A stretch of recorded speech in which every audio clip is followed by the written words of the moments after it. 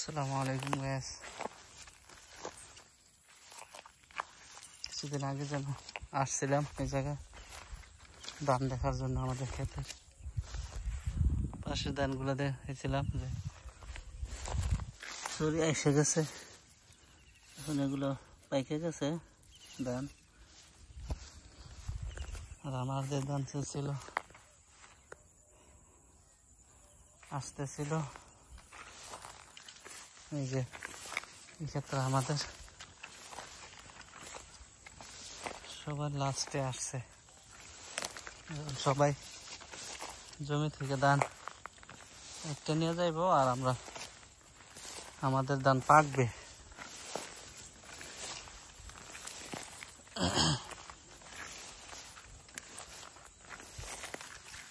যে আমাদের সাথে এই ক্ষেত্রেও এইভাবেই আসছে। আলহামদুলিল্লাহ, যা ভাবছিলাম তার থেকে ভালোই হয়েছে, খারাপ হয়নি।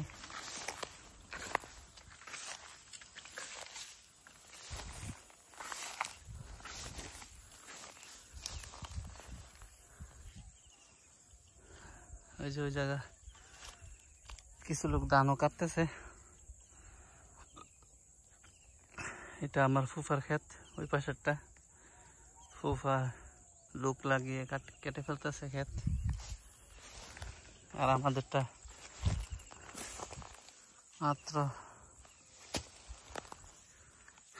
ফুলছে, মাত্র ধান কাঁচা এখনো। যে আবার কিসের বাসা,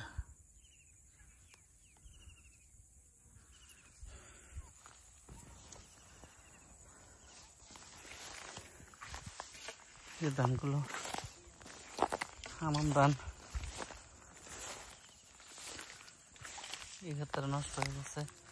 আমাদের পাশে আরেক ক্ষেত, এটা হারাইলে একদম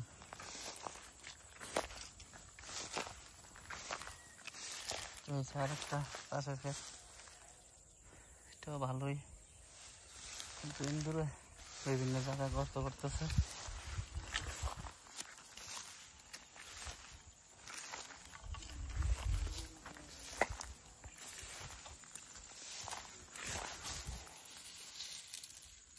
কাছাকাছি এই ধান যে কবে পুষ্ট হবে, কবে পাকবে আল্লাহ জানে। পুষ্ট হয়ে গেছে, এই যে কুয়াশা, সকাল সকাল রৌদ্র উঠছে।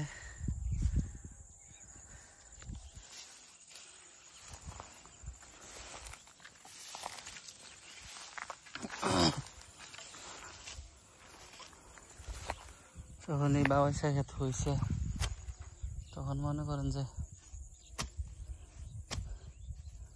ছোট ছোট গাছ, তখন ইয়ে ছিল না, এত নিরি ছিল, এত পরিমাণে আগাছা ছিল। তারপরেও যে আলহামদুলিল্লাহ এরকম হয়েছে। ওই গাছে লাল কোটে শুকিয়ে, যে ওই পাশে ক্ষেত কাটা পড়ছে, ধানি পড়ছে, সেটাই বলেন না কেন।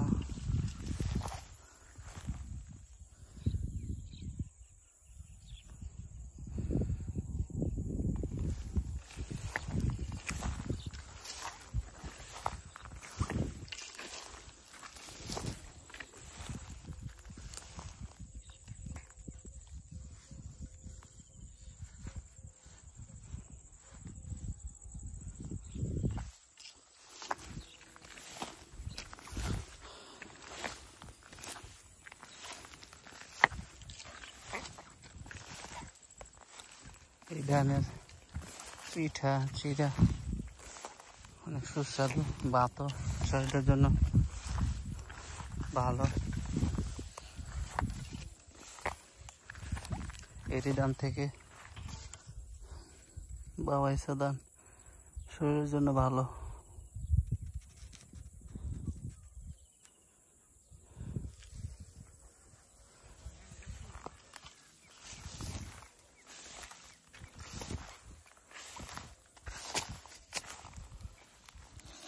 ধান পাইকে গেছে,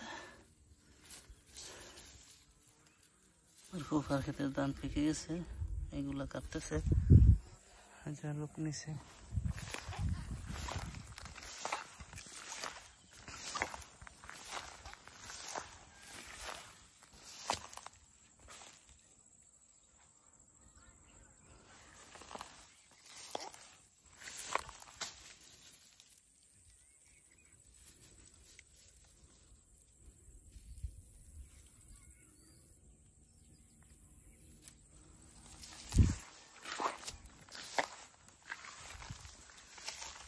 আমাদের ক্ষেত্রে আরো হয়তো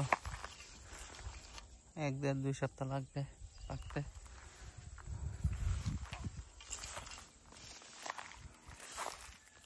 আমার গ্রাম, এই খামার গ্রামের চকটা, এই খামার গ্রামের জমিগুলা আমাদের ট্রেজারে নষ্ট করে ফেলছে। বিশাল বড় একটা চক ছিল, অনেকগুলো জমি ছিল। ওই যে ডেজারের একটা বিশাল বড় প্রজেক্ট, এই পাশে ডেজারে কিছু কাটছে।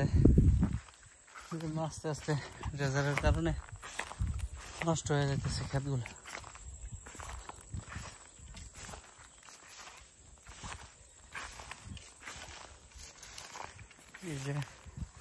এই জমির মাঝখানে, সবগুলো জমির মাঝখানে একটা ক্ষেত খালি, এর ভিতরে কি যেন চাষ করতেছে। ওই লোকে ক্ষেত পরিষ্কার করছে, ভালোই পরিষ্কার রাখছে, প্লাস কি যেন 3 সাইডে বানিয়ে দিছে, কি যেন করছে।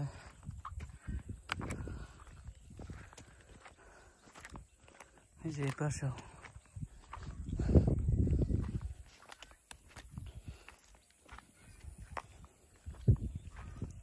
লাল শাক মনে হচ্ছে,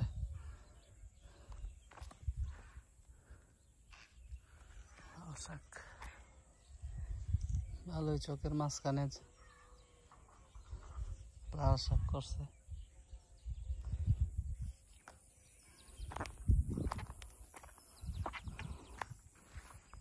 আমাদের ভিডিওটা যে যেখান থেকে দেখছেন লাইক কমেন্ট শেয়ার করবেন, আর ফেসবুক আইডিটাকে ফলো করে দিবেন,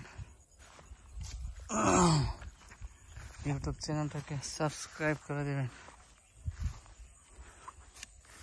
তখন পর্যন্ত ভিডিওটা যে দেখলেন অসংখ্য ধন্যবাদ।